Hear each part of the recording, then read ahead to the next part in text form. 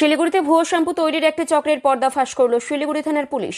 গোপন সূত্রে খবর পেয়ে শুক্রবার ভোরে শিলিগুড়ি পৌর নিগমের ৬ নম্বর ওয়ার্ডের ডাঙ্গিপাড়ার একটি ভাড়া বাড়িতে হানা দেয় পুলিশ।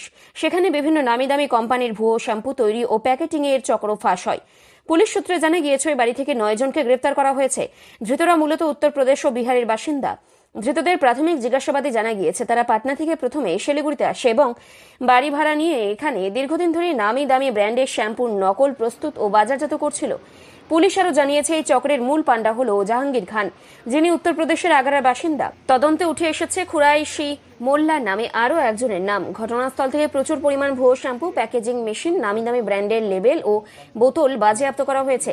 পুলিশ সূত্রে জানা গিয়েছে ওই ভুয়ো পণ্য শুধুমাত্র শিলিগুড়ি নয়, আশেপাশের জেলাগুলিতেও ছড়িয়ে পড়েছিল।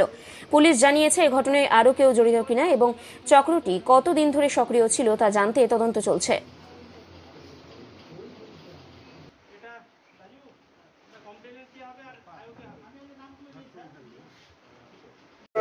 একেবারে ভুয়ো শ্যাম্পু কারখানা একেবারে কিন্তু ঘর ভাড়া নিয়ে চলছিল। যাবতীয় যে ঘর ভাড়া নিয়ে বিভিন্ন সময় প্রশ্ন উঠেছে, সেই ঘর ভাড়া নিয়ে চলছিল। স্বাভাবিকভাবেই যারা বাড়ি মালিক আছে তাদের সচেতনতা নিয়ে প্রশ্ন মানুষজন এলে দেখতে পাচ্ছেন যে একে কিন্তু এই ড্রামগুলো কিন্তু নিয়ে আসা হচ্ছে। সব মিলিয়ে এই সংক্রান্ত খবরে আপনারা নজর রাখুন। উত্তরবঙ্গ সংবাদ, শিলিগুড়ির ৬ নম্বর ওয়ার্ডে মহানন্দাপাড়া থেকে উত্তরবঙ্গ সংবাদ, শিলিগুড়ি।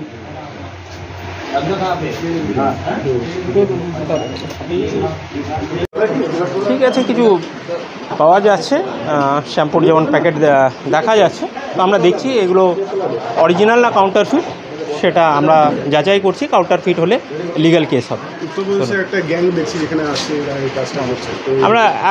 আমরা ইনভেস্টিগেশনে আছি, আমরা পরে আপনাদের সঙ্গে শেয়ার করব। ধন্যবাদ।